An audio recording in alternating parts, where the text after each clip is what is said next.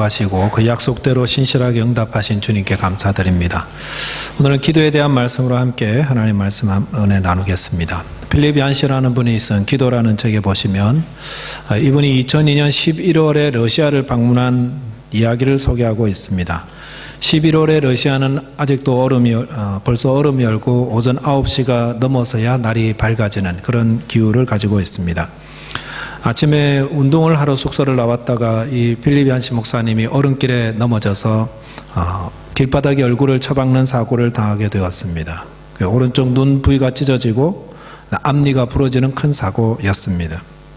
겨우겨우 숙소로 돌아온 그 필립 얀시 목사님은 스스로 응급처치를 한 후에 잠시 쉬었다가 숙소를 나와서 병원 대신에 인터넷 카페를 찾게 되었습니다. 손짓 발짓으로 인터넷 앞에 앉은 이 목사님은 생소한 문자가 뜨는 컴퓨터 앞에서 시름시름 하다가 겨우 영어 화면을 끌어내었습니다. 근데 툭 하면은 접속이 끊어지고 하니까 그럴 때마다 처음부터 다시 접속해서 글을 썼습니다.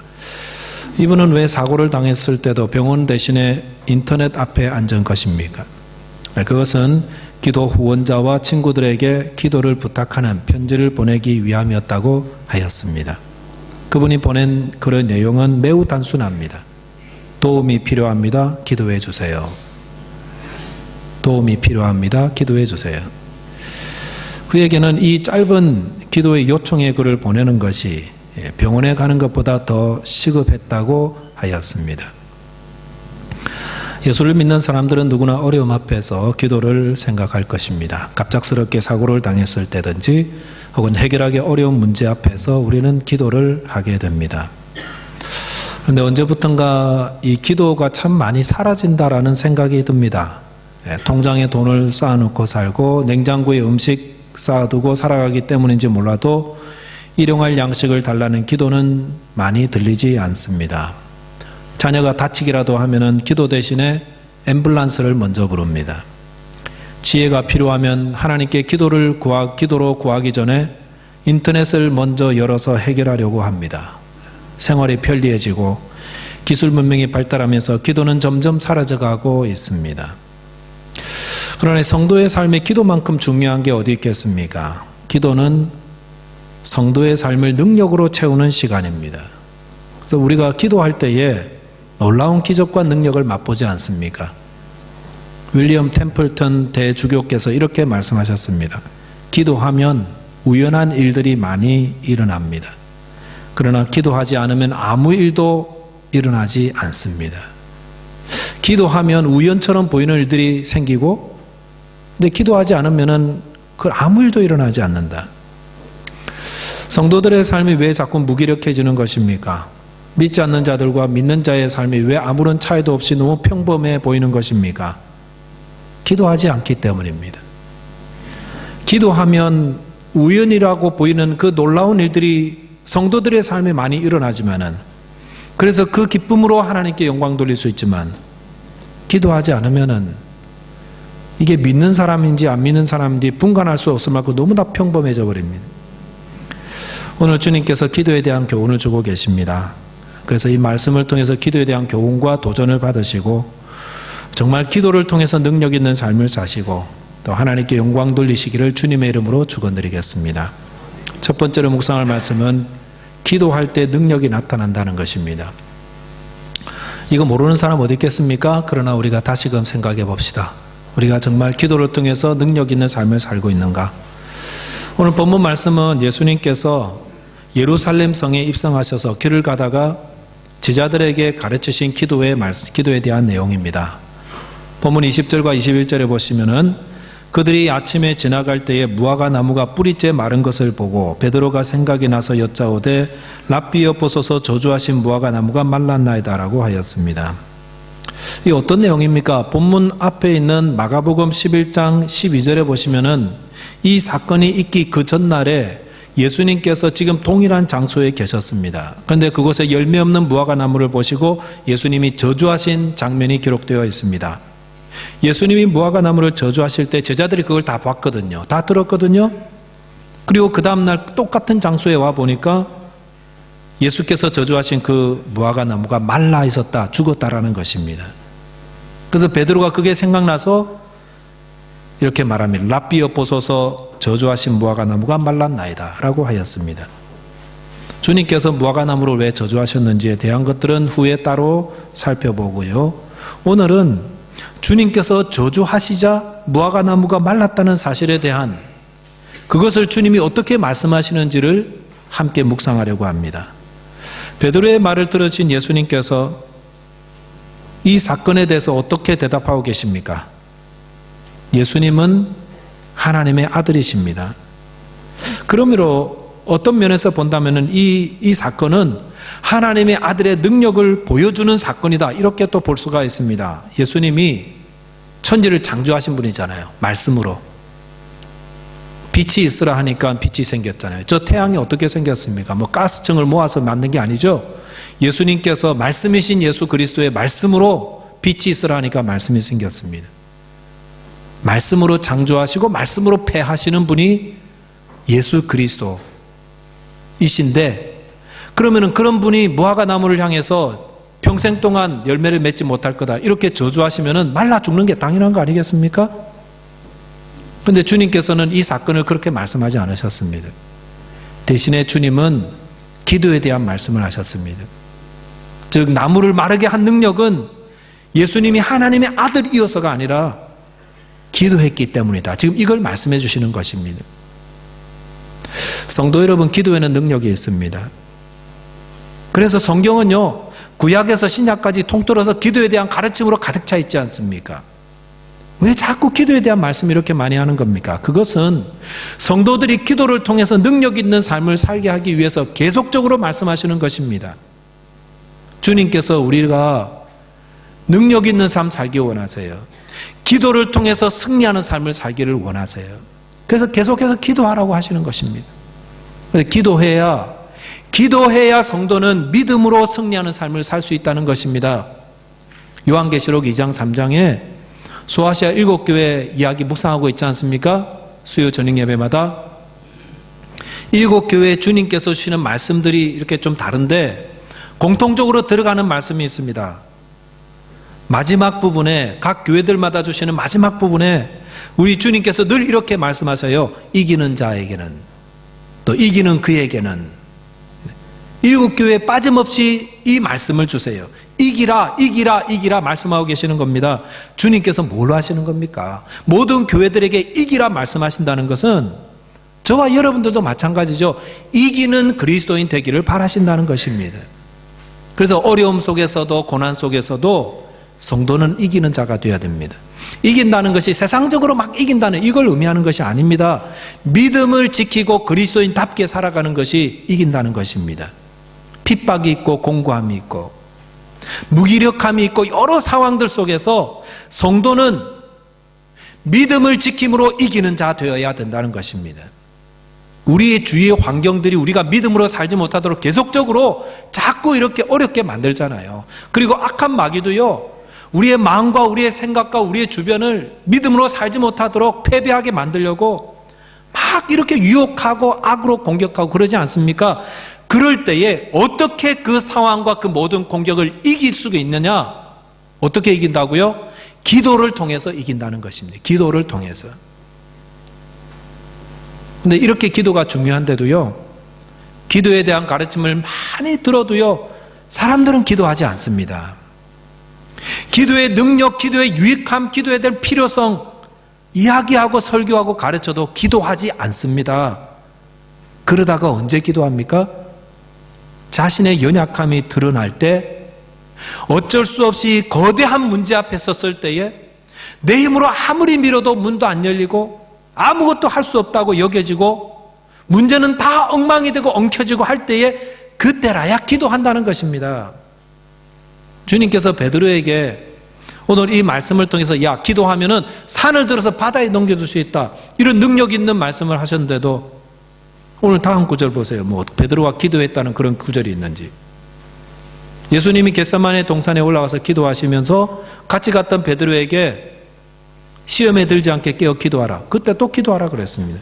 그래도요, 베드로는 기도하지 않았습니다. 그러다가 언제 기도합니까? 주님을 모른다고 3번 부인하고 나서 철저하게 실패하고 나서 통곡하며 기도하지 않습니까? 우리는 살만하면 기도하지 않습니다. 내게 지혜가 있다고 생각하면 기도하지 않습니다. 내가 아직도 쓸 방법이 있다고 생각하면 기도하지 않습니다. 그러다가 언제 기도합니까? 다 실패하고 문제 앞에서 해결 방법 찾지 못하고 그럴 때라야 주님을 찾고 기도하지 않습니까? 근데 정말로 놀라운 것, 그것은 이렇게 기도하라 그래도 기도하지 않고 자기 힘만 믿고 그러다가 정말 다 막히고 아쉬울 때만 주님 앞에 와서 기도해도요, 주님은 그 기도 들으시고 또 응답하신다는 것입니다. 야곱을 보십시오. 야곱이 얼마나 머리 좋은 사람입니까? 그는 형이 뭐에 약한지 잘 알고 있었습니다. 그래서 형을 속이고 장자권을 사버렸습니다. 외삼촌 집에 가서도 마찬가지였죠. 20년 동안 머리 써가지고 재산을 조금씩 야금야금 불려나갔습니다. 근데 고향에 돌아올 때가 되어서 무슨 소리가 들렸습니까? 형 에서가 20년 전에 그 사건을 잊지 않고 400명의 장정들 데리고 보복하러 온다 라는 그 보고를 듣고서는 감히 강을 건너지 못했습니다. 강을 건너면 그는 죽은 목숨 되는 겁니다. 20년 전에는 홀로 단신 피해왔기 때문에 뭐 어떻게든 피하면은 살아날 수가 있겠죠. 뭐 바위 속에 바위 틈에 숨든지 땅을 파고 혼자라도 들어가서 숨으면은 형을 피할 수가 있겠지만 지금은 그렇지 않잖아요. 아내가 4명에 아이들이 그렇게 또 많고 소와 육축과 종들 합치면은 숨을 내야 숨을 수가 없는 거예요. 스피드로도 다 따라잡히게 되어 있습니다. 피할 길도 없고 방법도 없고 빛도 보이지 않고, 그러니까 그는 기도하지 않습니까? 밤새 씨름하며 기도하였습니다. 또 그렇게 기도하니까 하나님께서 그의 기도를 들으시고 그에게 복 주시겠다고 또 약속하셨습니다. 그래서 그 결과 형과 만나고 이게 만남이 전화위복이 되어가지고 모든 것이 형통하고 평안하게 해결이 되었습니다. 하나님께서 이런 우리를 참 잘 아십니다. 기도하라고 그래도 기도하지 않다가 고난과 역경 앞에서 기도하는 우리를 잘 아시고 또 그렇게 기도하면 기도를 또 들어주세요. 저와 여러분에게 어떤 어려움이 있습니까? 기도하시기 바랍니다. 주님께서 저와 여러분이 기도하기를 바라십니다. 그리고 믿음으로 승리하기를 바라십니다. 여러분 혼자만이 가지고 문제들이 있습니까? 아무에게도 이야기 못하지 못하는 그런 안타까움이 있습니까? 답답함이 있습니까? 하나님께 기도하시기 바랍니다. 산과 같이 큰 어려움이 있습니까? 기도하시고 이를 통해서 하나님의 능력을 받아서 승리하시기 바랍니다. 우리 다 연약한 자들이고요, 연약하기 때문에 하나님의 능력을 얻지 못하면 다 패배할 수밖에 없습니다. 그래서 기도하지 않으면 다 패배하는 것입니다. 하나님은 그것을 너무도 잘 아시기에 저와 여러분들에게 기도하라고 말씀하십니다. 기도를 통해서 저와 여러분이 하나님의 능력을 받아서 모든 삶 가운데 믿음으로 승리하게 되시기를 주님의 이름으로 축원드리겠습니다. 두 번째는 기도는 하나님께 드리는 것입니다. 이것도 잘 아는 말씀이죠. 기도는 하나님께 드리는 겁니다. 베드로의 말을 들으신 예수님께서 기도에 대한 가르침을 주시는데 본문 22절에 보면 이렇게 말씀하십니다. 예수께서 그들에게 대답하여 이르시되 하나님을 믿으라. 예수님께서 기도를 가르치실 때 가장 먼저 하나님을 믿으라 말씀하셨습니다. 하나님께 대한 믿음을 가지고 기도하라는 것입니다. 우리가 기도는 하나님께 올려드리는 것임을 기억해야 됩니다. 하나님 들으라고 하는 게 기도입니다. 기독교 말고 다른 종교에도 다 기도가 있습니다. 그런데 기독교의 기도는 살아계시고 우리와 함께 계시며 인격적이신 하나님께 기도하는 것입니다. 살아계시고 우리와 함께 계시고 인격적이신 하나님. 기도를 잠시 오해하면은 자기 암시나 혹은 말의 힘으로 오해할 수도 있습니다. 나는 할 수 있다. 나는 할 수 있다. 기도하면서 그렇게 할 수 있죠. 이런 건 어렵고 기도하다 보면 정리가 돼요. 이렇게 기도하다 보면 이것도 좀 정리가 되고, 그리고 막 자기에게 암시하는 거예요. 내가 이 어려움을 이겨나갈 수 있습니다. 할 수 있습니다. 주시옵소서 막 그러면서 이게 자기 암시가 되어버리는 거예요. 그래서 전에는 막 낙심되었는데 이제는 그렇게 하다 보니까 자신감이 생기는 겁니다. 여러분 이것을 기도라고 하지 않습니다. 또 여러분 말에는 또 힘이 있잖아요. 말의 힘. 잘 될지어다, 잘 될지어다, 잘 될지어다. 잘 될 겁니다, 잘 될 겁니다. 그런 분이 있어요. 예수 안 믿는 사람들 중에서도 감사합니다 그러고 잘 될 겁니다 하고 복 받으십시오. 불신자가 막 저한테 그런 말 하면 저분이 뭘 믿고 저렇게 막 축복하나 싶어요. 우리가 그 흰 쌀밥을 유리통에 넣어가지고 유리병에 넣고 뚜껑 닫아놓고 예쁘다, 사랑하다, 좋은 말 하면은 좋은 곰팡이 생긴다고 하잖아요. 이런 걸 기도로 오해하시면 안 됩니다. 기도는 말의 힘이 아닙니다. 기도는 뭐라고요? 하나님께 드리는 인격적인 대화입니다. 인격적인 대화. 그리고 그 기도의 능력이 있는 것은요, 말의 힘이거나 혹은 나의 암시나 자신감 때문에 생겨나는 것이 아니라 우리의 기도를 들으신 하나님께서 기도로 역사하시고 능력을 베푸셨기 때문에 그래서 기도가 능력 있는 것입니다. 여러분, 기도는 하나님께 드리는 겁니다. 그러니까 기도는요, 큰 목소리로 기도하고 크게 기도하면 큰 능력이 나타나고 작은 목소리로 기도하면 능력이 적어지는 게 아니라는 것입니다. 우리가 자녀들이 부모에게 와서 큰 목소리로 막 이렇게 이야기하면 크게 그래야 한턱 쏘고 작은 목소리로 이야기하면 뭐 들어줄까 말까 이러는 게 아닌 것처럼 기도도 마찬가지라는 것입니다. 엘리야 선지자가 큰 능력을 행했죠. 기도했더니 하늘에서 불이 떨어졌어요. 그래서 제물의 제단을 다 태워버리고 물도 다 핥아버리고. 그럴 때 어떻게 기도했습니까? 막 큰 소리로 막 불 내려달라고. 그래서 불 내렸나요? 그냥 모든 백성들 다 모아서 한번 설교했죠. 저희가 말씀 살펴봤죠. 제단 쌓고 조용하게 백성들에게 하나님의 자녀의 힘을 회복시켜주고 그러면서 기도했잖아요. 백성들이 들을 정도로. 그러니까 불이 내렸습니다. 물론 우리가 소리내어서 기도하는 게 이게 나쁜 거다 이런 말씀은 아닙니다. 소리내어서 기도하면은 좀 정리가 되는 그런 장점도 있습니다. 혼자서 묵상하며 기도하면은 생각이 자꾸 다른 데 흐르는데 조목조목 기도하고 정리가 되도록 우리 입술로 기도하면 그런 좋은 점도 있습니다. 또 저희는 새벽 기도 예배 때 예배 마치면 꼭 주여 삼창 3번 하고 이렇게 기도해요. 그렇게 하는 이유는 좀 나태해진 우리의 마음들 좀 붙잡아서 남들 눈치 본다고 기도 못하는 이런 거 좀 깨뜨리고 주님만 부르고 좀 기도하자라는 의미에서 여러분 스트레스 풀려고 주여 하는 건 아닙니다. 우리가 입으로 주님을 외치며 기도하면은 좀 간절해지는 게 있잖아요. 간절해지는 게. 그런 마음으로 기도하자고 하는 거지 크게 기도한다고 주님 들으시고 적게 기도한다고 안 들으시고 이러는 게 아니라는 것입니다. 우리의 기도는 누구에게 하는 겁니까? 우리와 함께 계시고 우리의 기도를 들으시고 우리에게 응답하시는 그 하나님, 인격적인 하나님께 기도드리는 겁니다. 그래서 기도에 응답이 있는 이유가 뭡니까? 기도하면 응답이 있고 능력이 나타난다. 하나님이 능력을 베푸셨기 때문에. 그래서 하나님과의 대화가 이루어졌다라는 것입니다.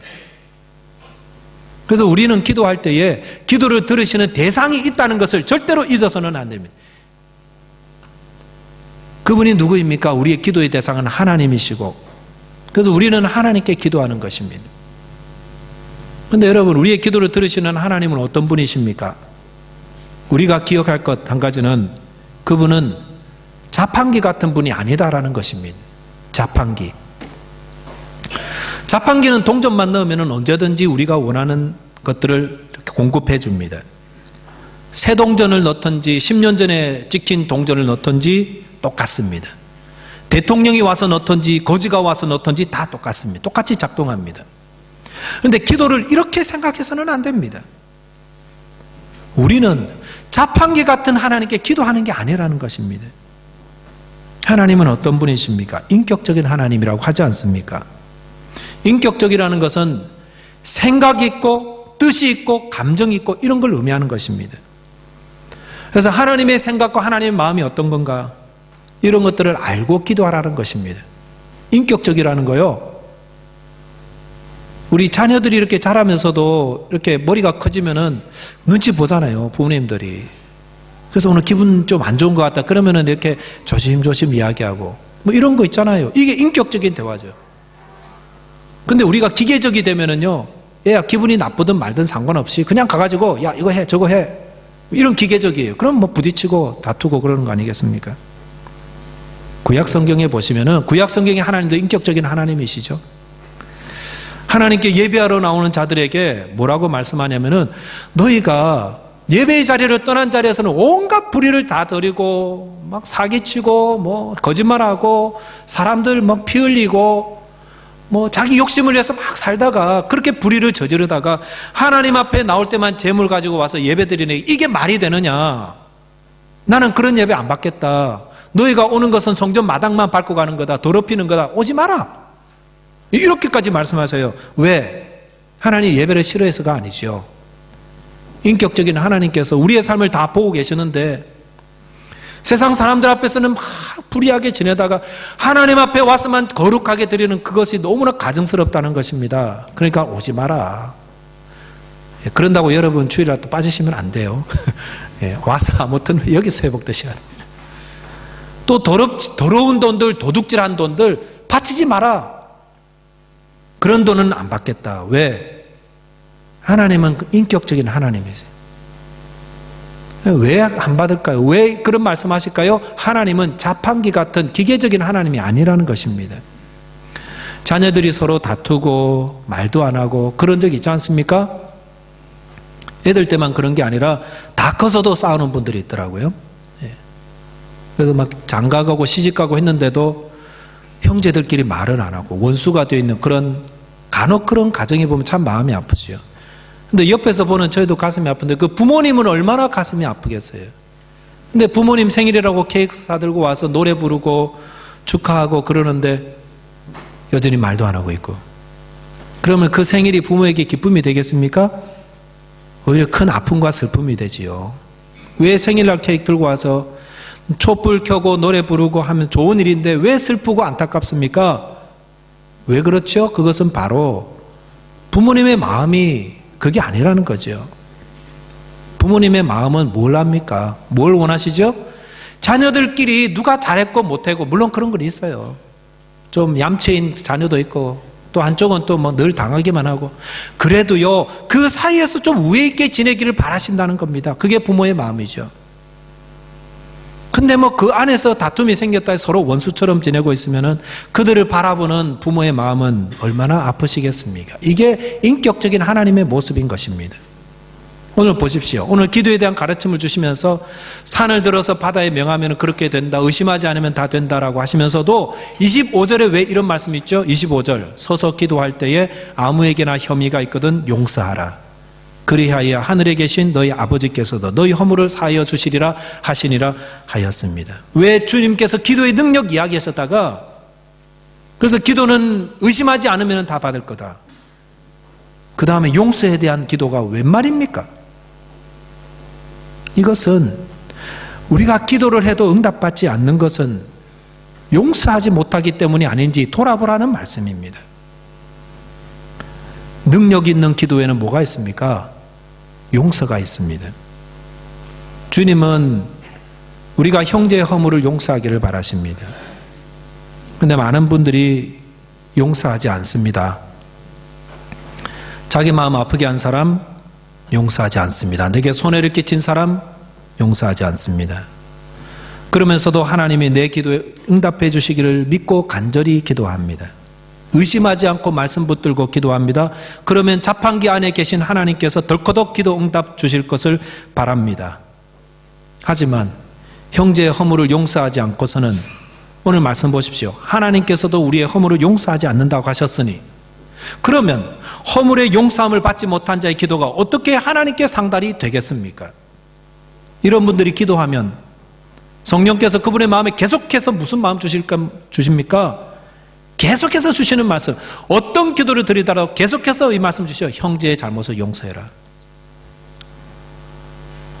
그런 말씀에 성도 여러분 주저하지 말고 용서하시기 바랍니다. 주님이 나의 죄를 용서해 주신 것처럼 용서하시기 바랍니다. 주님께서 어떻게 나의 죄를 용서해 주셨습니까? 지옥에 갈 정도로 큰 죄를 지은 우리지만 주님은 단칼에 다 용서해 주시고 사랑해 주시고 은혜의 선물을 주셨습니다. 그래서 용서하는 자의 기도를 주님께서 들으십니다. 사람들은 다 연약하고 부족한 자들입니다. 부족하고 연약하니까 실수도 하고 잘못도 하고, 그러니까 그런 사람들이 모여서 하면 어떻습니까? 알게 모르게 용서도 받아야 되고 용서할 일도 많다라는 것입니다. 그럴 때 우리가 서로 용서하며 기도하는 자 된다면 우리 주님 얼마나 기뻐하실까요? 그리고 우리 주님 영광을 받으십니다. 우리의 기도의 능력으로 역사하실 것입니다. 이 시간 여러분 마음에 미워하는 사람, 말도 안 하는 사람, 인사도 안 하는 사람을 축복하며 기도하시기 바랍니다. 이 주님이 그렇게 하라고 그랬습니다. 주님께서 그 기도를 기뻐 받으실 것입니다. 그리고 능력으로 역사하실 줄 믿습니다. 기도하겠습니다. 하나님 아버지 감사합니다. 오늘 주님께서 주신 말씀을 듣습니다. 어릴 때는 천진난만하게 지냈다가 왜 나이가 들면서 우리의 연약함과 부족함 때문에 알게 모르게 서로에게 상처를 입히기도 하고 또 상처를 받으면서 미워도 하고 또 때로는 증오도 하고 절교도 하면서 살았음을 주님께 고백합니다. 주의 약속의 말씀을 오늘 주셨습니다.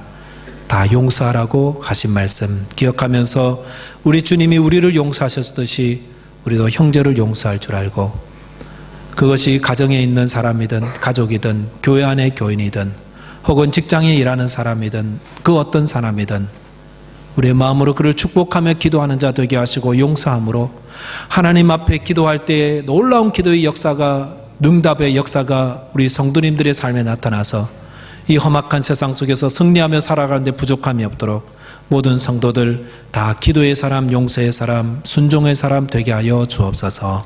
우리 주님 예수 그리스도 이름으로 기도하옵나이다. 아멘.